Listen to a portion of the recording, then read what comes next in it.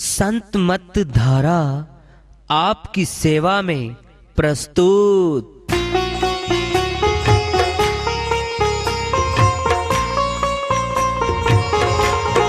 जो चाहता है प्रभु प्यारा वो आओ संत मत धारा।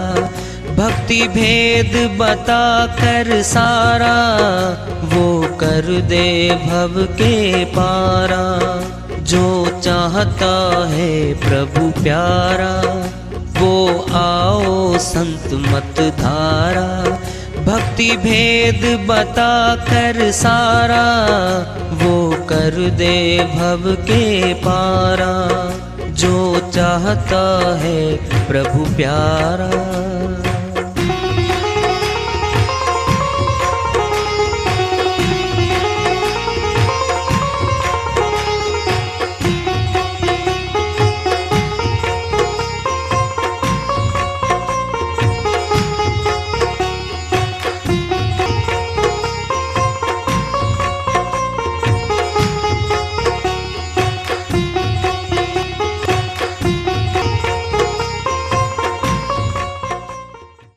परम पूज्य सदैव स्मरणीय सदगुरु साहिब की जय हो। सतनाम साहेब आदरणीय सर्व संतों की जय हो। उपस्थित आदर के योग प्रभु प्रेमी एवं जिज्ञासु आत्माओं, हम सभी पूर्ण पिता परमात्मा सभी सृष्टियों के रचनहार कुल मालिक हम सब के जीवन का आधार उनकी महिमा को सुनने के लिए एकत्रित हैं। मेरी सभी से अर्ज है कि मैं कोई जगत गुरु नहीं, कोई महाराज नहीं, कोई महामंडलेश्वर नहीं। मैं केवल सभी संतों की चरणों की धूल हूँ और आपका भक्ति मार्ग में सहायक हूँ। मैं अपनी सीधी साधी टूटी फूटी भाषा में, संदूकड़ी भाषा में भक्ति भेद के गूढ़ रहस्यों को उजागर करने वाले विचार आपके समक्ष रख रहा हूँ। यदि अच्छे लगे अपनाएं, नहीं तो गैर जरूरी समझकर विसार दें। हाँ, सत्संग ही एकमात्र प्रभु प्राप्ति का विद्यालय है, विश्वविद्यालय है ये। और हम सभी सत्संग में आए हुए हैं। हम जिज्ञासु तभी तो आए हैं। हम पिछले सत्संगों से वार्ता करते चले आ रहे हैं कि चेतावनी से प्रभु प्राप्ति की ओर इस अध्याय को, इस वार्ता को आज फिर आगे बढ़ा रहे हैं। तुलसी जग में दो बड़े, एक नाम एक दाम। नाम मिलावे प्रभु से, दाम करे जगत के काम। गोस्वामी जी महाराज सार वस्तु बता रहे जगत की। दो ही बड़े हैं संसार में, धनवान बड़ा, परमात्मा का सच्चा नाम बड़ा है। तुलना करके बता रहे हैं, परमात्मा का नाम तो परमात्मा से मिलवा देता है और जगत का धन जगत के सारे काम सफल करवा देता है। फिर कितने काम हमारे, सोचो पहले। सभी गृहस्थ आश्रम आए हुए हैं, सभी कमाई करते हैं, बच्चों का पालन पोषण करते हैं, पढ़ाई लिखाई करते हैं, शादियां करते हैं, खर्चा चलता रहता है। देर सवेर सूखा रूखा गिल्ला सबको मिलता है। प्रभु भक्ति करने के लिए तन मिलाई। 184 के पशु खानी में आत्माएं तो हैं, भक्ति का हक अधिकार छीन लिया गया उनसे। भक्ति नहीं कर सकते वो, क्यों? गुलाम योनि है वो, परतंत्र है वो, अपने कर्मों के गुलाम, पीड़ा में दुख में पड़े हो। तन आएगा मनुष्य के हाथ में, आत्मा के हाथ में मनुष्य का। भक्ति करके भगवान को मिल सकती है, आवागमन के चक्कर से रहित हो सकती है।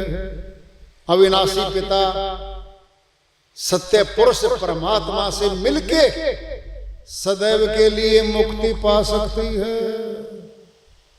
सुनना है, जब कभी माँ बाप अपने पुत्र से दुखी हो जाते हैं ना, रोज पैसे मांगता है, काम करता नहीं, माँ बाप की मानता ही नहीं, हर रोज उल्हाने आते हैं घर में, दोनों पति पत्नी कहते हैं परमात्मा इस बच्चे से मुक्ति कब दिलवाएगा,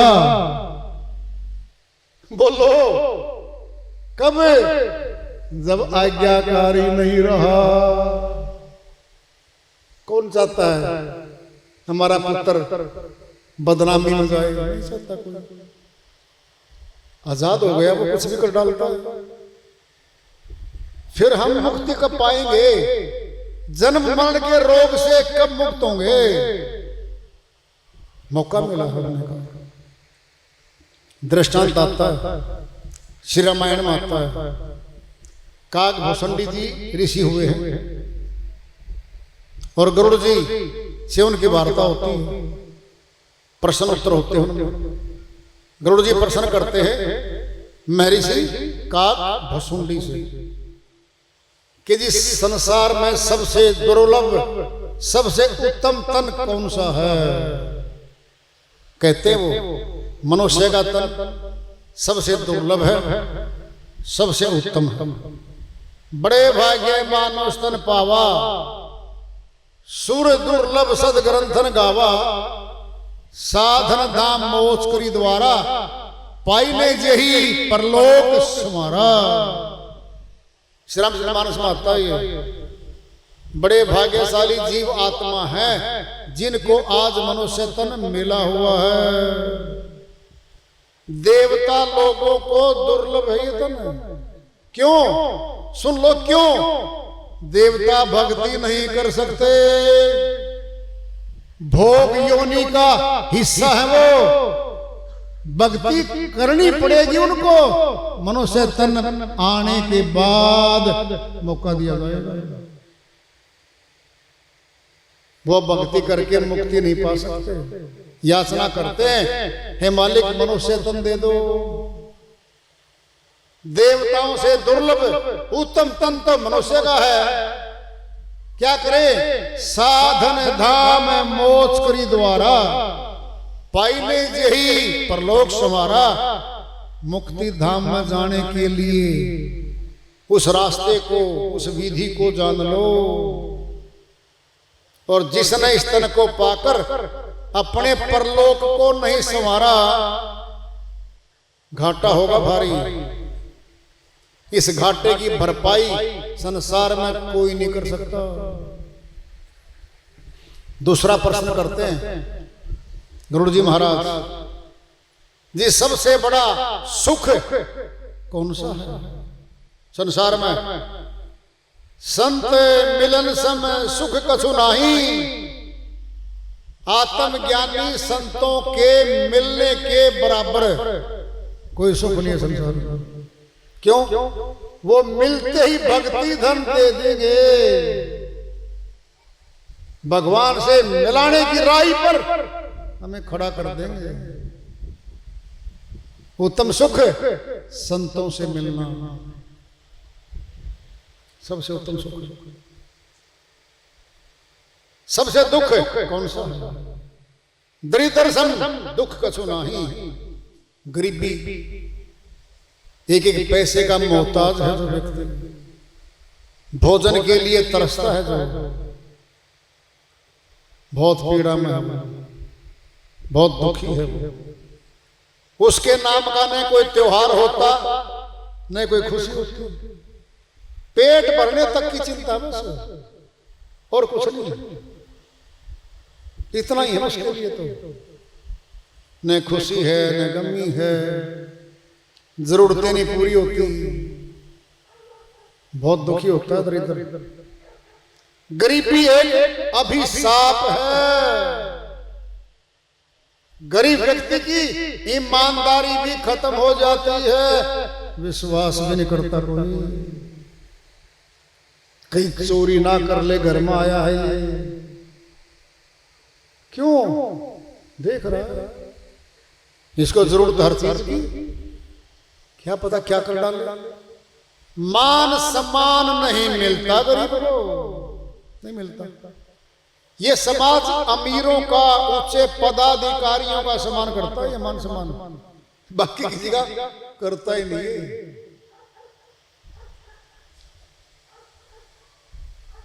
संतों के मिलने से क्या प्रयोजन हासिल होता है?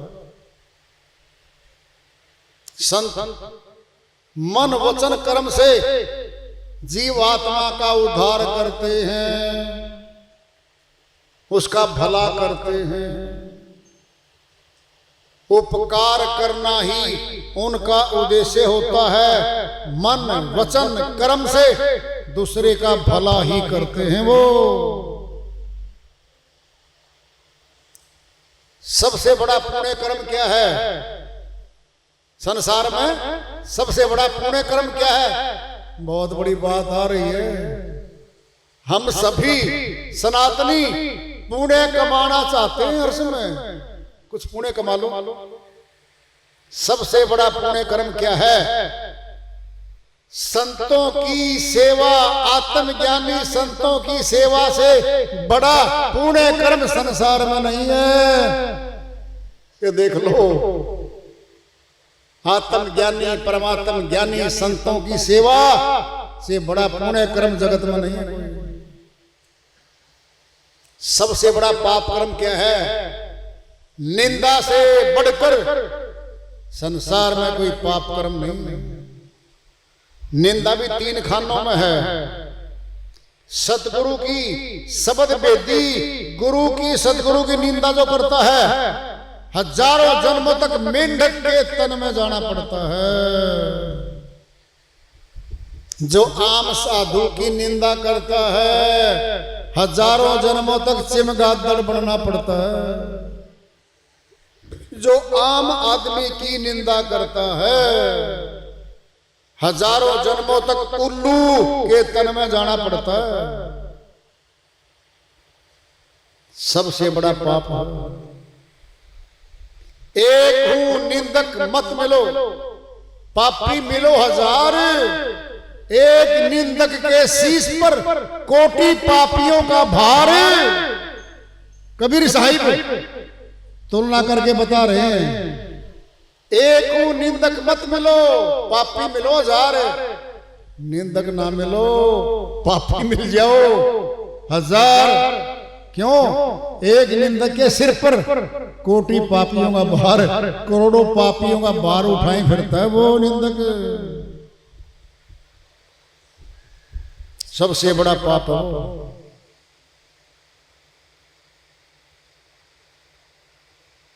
मानसिक कष्ट क्या है? लोभ और मोह, ये 2 हैं जो हमें प्रताड़ित करते रहते हैं। मानसिक कष्ट है, मानसिक रोग है ये। सकल अधर्म लोभ ते होई, बुरा लोभ से और न कोई। साहिब कहते हैं सारे पाप कर्म लोभ के कारण करता मनुष्य। धन कमाने के लिए मिलावट, झूठ, धोखाधड़ी, विश्वासघात, चोरी, डकैती, लोभ के लिए, धन के लिए करता। ये सारे पाप कर्म है। और मोह में, मोह सकल व्याधिन को मूला, ताते उपजत बहुविधि सूला। सारे दुखों की जड़ मोह है, मोह। एक पुत्र मोह में राजा धृतराष्ट्र ने महाभारत का युद्ध करवा दिया था। दुर्योधन से मोह में प्रेम करता था और दुर्योधन की हर बात मानता था। हर बात मानने का प्रयोजन महायुद्ध हुआ, लाखों लोग मारे गए। वहां न्याय नहीं कर सका, सच्ची बात भी नहीं कह सका। मोह अंदर का मानसिक रोग है ये। वायु रोग क्या है? वायु रोग कामनाएं, हमारी कामनाएं, हमारी इच्छाएं ही तो वायु रोग हैं। इच्छाओं की पूर्ति के लिए भागते दौड़ते रहते हैं, इच्छाएं नहीं मरती, शरीर बूढ़ा हो जाता इच्छा कर करके। क्या थी साथ में इच्छा के? तृष्णा, आशा, तृष्णा, आशा, तृष्णा। पूरा जीवन इन्हीं में गुजर जाता है हमारा। क्या मिलता है? क्या लेने आए थे हम?